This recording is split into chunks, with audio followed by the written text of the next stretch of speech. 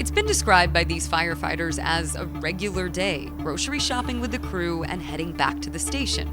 But on the way, something caught their eyes. A man riding a bike a bit chaotically. I was out for a bike ride along Voltaire. We were grocery shopping and we were kind of running a little late, I believe, so we were leaving the Stumps Grocery Market. And on our way back, we noticed an individual on his bicycle.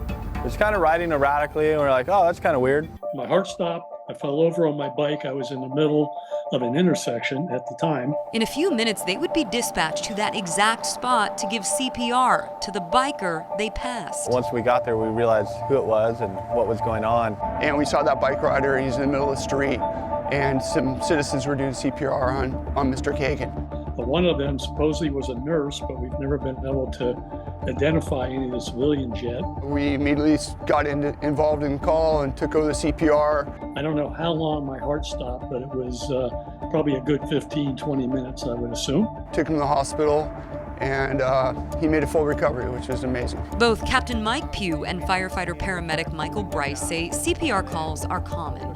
But what was special about this one is that everything went the way it's supposed to. Citizens stepped in to help. What stood out to me most on that call is, yeah, it was a legit CPR, but how fast we got pulses back. And I think we shocked him twice. And from there, vital signs were perfect. We did end up intubating the patient as well. And how fast he responded to the treatment was also kind of noteworthy, because once we got pulses back, he started bucking his tube, and that doesn't happen too often.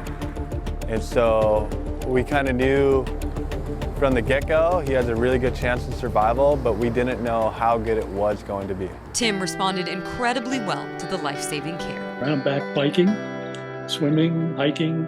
What they told me about cardiac arrest is that many people don't come back from that. Even if they survive, they're not functioning 100%. So all those things just turned out to be miraculous for me.